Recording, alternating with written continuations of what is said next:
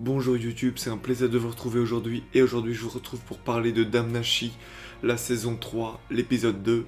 Tout de suite on y va. C'était super, franchement un bon petit épisode encore à regarder où on a appris pas mal de petites choses. Dans ma première review du premier épisode, j'ai parlé du fait que Bale, peut-être à un moment, va avoir des réticences, va avoir du mal à tuer des monstres et c'est ce qui se passe. Dans le donjon, il va avoir du mal parce qu'il a la conscience qu'il y a un monstre, c'est ça, à cause de la vouivre. Il a une certaine conscience et du coup il n'arrive plus à tuer de monstres, il n'arrive plus à se dire qu'il peut les tuer ou autre. Donc là je rebondissais ça pour commencer parce que c'est ce que j'ai parlé dans la première vidéo.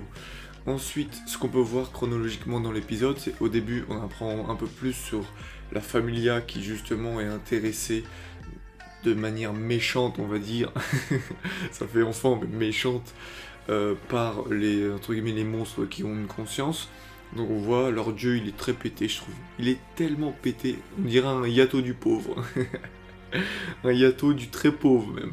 Mais bref, on voit un peu leur familia et tout, donc c'était un peu pété. Ils veulent des renseignements. Le fait qu'ils croisent du coup l'autre monstre, entre guillemets pour eux, en tant que personnage, ça affirme le fait qu'il y en a d'autres, ça lance vraiment l'intrigue. Et le problème que j'ai avec ça, c'est que je trouve que encore une fois, un des points faibles de Damnashi, c'est qu'on met que Bale il est vraiment bête, tu vois. Genre à un moment il était là, quand il marche dans la rue, qu'est-ce qu'elle voulait dire, dans le sens où on cohabite et tout. Enfin voilà, il y a un moment où on réfléchit 30 secondes, tu vois. Genre t'as pas besoin de réfléchir à poser ces questions, c'est plutôt réfléchir à si c'est possible, ça serait plus intéressant plutôt que de dire qu'est-ce qu'elle voulait dire par là. Voilà, on a tous compris quoi. Donc voilà, moi personnellement je trouve ça un peu con de faire ça, mais on n'a pas appris grand chose dans le donjon, mais c'était quand même cool. Les combats étaient plutôt stylés, des deux filles, que ce soit Ryu ou Aisha. C'était cool de revoir Aisha, je pensais pas la revoir de sitôt, et c'était vraiment cool de à peu près augmenter la masse de personnages entre guillemets autour de cette famille, autour de Bale en particulier. Après, comme dit le titre et comme la série est, il y aura que des filles autour quasiment, donc. Mais c'était vraiment cool d'avoir un peu cette équipe-là que je pense qu'on va retrouver beaucoup.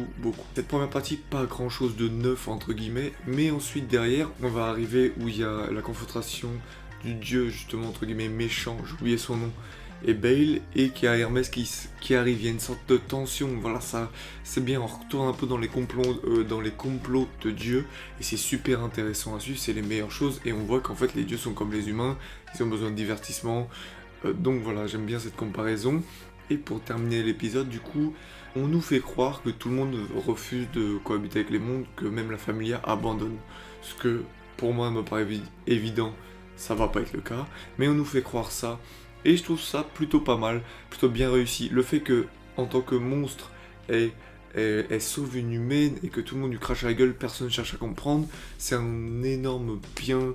Ça raconte beaucoup de choses cette scène, et ça raconte des choses, et je trouve que tu peux faire aussi un parallèle avec le monde dont on vit maintenant, où on a des préjugés sur des choses, et quand ils vont faire des choses bien, on va même pas chercher à les comprendre ou à les accepter, on va juste directement dire ah c'est des monstres. Enfin voilà, il y a des comparaisons qu'on peut faire dans notre monde actuel et je trouve que cette scène raconte beaucoup plus que tous les dialogues qu'on peut avoir autour en fait.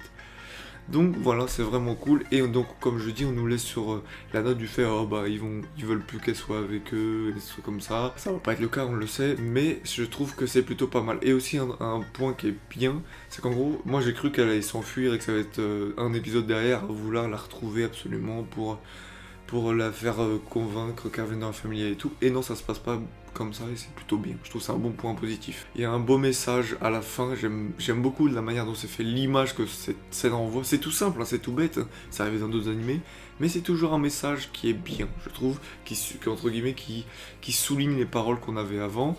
On arrivait aussi la toute fin, je termine par ça, la toute fin, c'est où on voit même pour confirmer le fait que entre guillemets, le soupçon qu'ils vont la laisser partir ou autre, ils vont pas l'accepter. T'as le mec qui les suit d'Uranos qui dit oui, je pensais qu'avec eux j'avais une lueur d'espoir, mais en fait j'en ai même pas. Et en fait, si, évidemment, on va y en avoir. Mais voilà, je trouve que c'est bien fait, c'était un très bon épisode.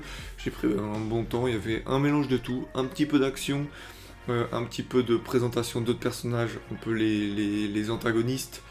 Un peu de la familia, des problèmes, des beaux messages. Donc voilà, c'était un épisode plutôt complet, plutôt bien. Et je trouve que la saison 3 part beaucoup mieux que la saison 2, de mon point de vue. Donc voilà, c'était tout pour moi, j'espère que ça vous a plu. N'hésitez pas à vous abonner, à regarder ma première vidéo sur l'épisode 1. Je vous dis à la prochaine.